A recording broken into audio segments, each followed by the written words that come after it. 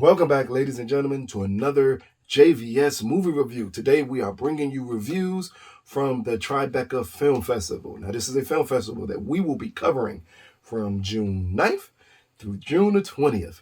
Right now, it's a total of maybe 80 to 100 films that we will be covering. So between myself, Sam, maybe Jorge, we will all give you as many reviews as possible from this film festival. Now, anyone who does not know anything about the Tribeca Film Festival, it is a film festival in New York. It used to be a film institute in New York that recently closed, I want to say in 2020, or maybe the beginning part of this year. They closed the Film Institute portion of it, but they continued the film festival, which to this year's their 20th anniversary of this film festival. So it's a lot of independent films here. They're going to be some films that may already have distribution or got bought during the festival. But we're going to bring you all these films. For the ones you like, we'll just go back, give you release date information as we've done for every film festival in the past, just so you all know when these films drop.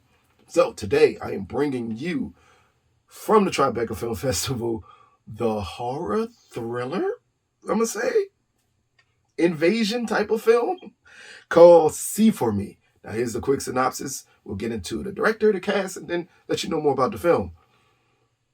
When blind former skier Sophie cat sits in a secluded mansion, three thieves arrive for the hidden safe. Sophie's only defense is an Army veteran, Kelly. Kelly helps Sophie defend herself against the invaders and survive. We'll get into that even more. But it's directed by Randall Okita. I hope I'm saying your name right. I think I am. Skyler Davenport stars in this. Kim Coates stars in this. And Jessica Parker Kennedy. So, let's start off by saying this. For a home invasion film, this has little to no horror elements in it, but is an extremely interesting concept. That we have Sophie, who is played by Skyler Davenport, who is blind in this film. And she house sits. I know that doesn't sound right because it doesn't sound right, but it's a very interesting thing that they do here by introducing an app in the movie called See For Me, which leads people who are visually impaired to use their smartphones to have people on the other end see for them whenever they need help doing anything, whenever they need help seeing anything, and things of this nature. Now, when we're introduced to Skyler, we don't fully understand how she became blind, nor do we understand the torment that's within her that we see revealed later on in this film. It is a very interesting concept, a very interesting road that they take with this character, because for them to be the character that you should care about, it's points of this movie where you do not like Skyler at all in any way, shape, form, or fashion. She is not necessarily a good person. And I think that is the most interesting part of this, is that they make these characters, especially the lead character, not a good person. But you kind of understand why she's doing what she does. She house sits. Three thieves arrive to try to break into an amazingly well hidden safe. It's amazing. The house looks great. The set looks great. The way they hide the safe looks amazing also. But then that's about it for this film, until we really get introduced to Jessica's character on the other end, who helps Skyler when she's in trouble at one point in time, and then later on, it's kind of foreshadowed that she will be the person that's going to help her when these thieves arrive in this film. But at no point in time, for me at least, that I feel like a thrill. And that's kind of odd with home invasion films, because you want that thrill. You need it. That helps compel the story forward. Here, you never really get it. We do get some awesome first-person shooter type shots in this film, but we don't get anything that really dives into what makes a home invasion film great. But what we do get is things that make a dramatic film great. And I think that's the conflict here.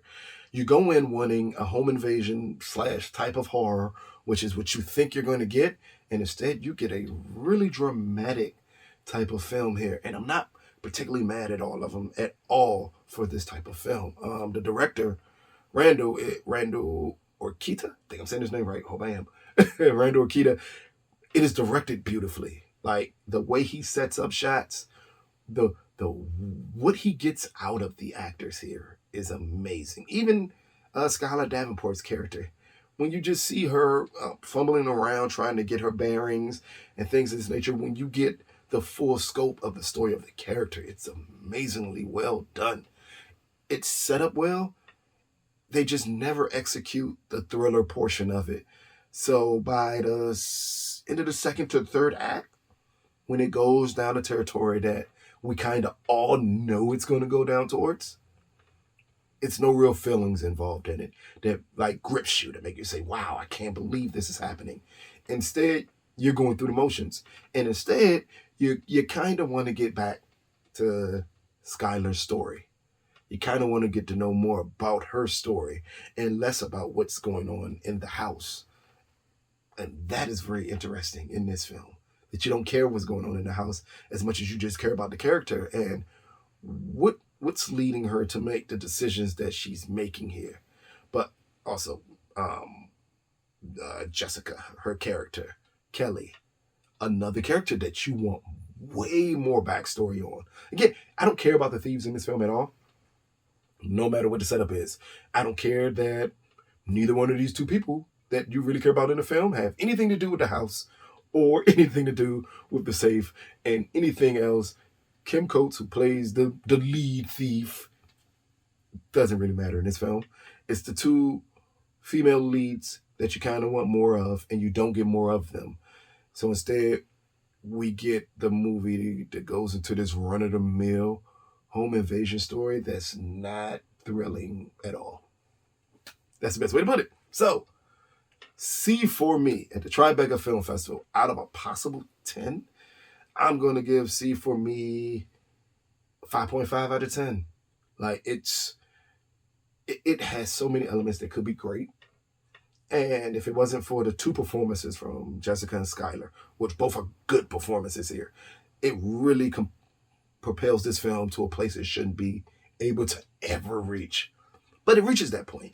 And when it reaches it, when they're engaged with each other, it is a good movie that you were hoping that it would develop these more thrilling aspects of it that it never really does.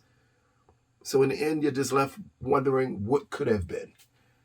So, C for me. Again, playing at the Tribeca Film Festival. Whenever we get more actual release information on it and who picks this film up, we will definitely let you all know. We'll put it in the description bar below.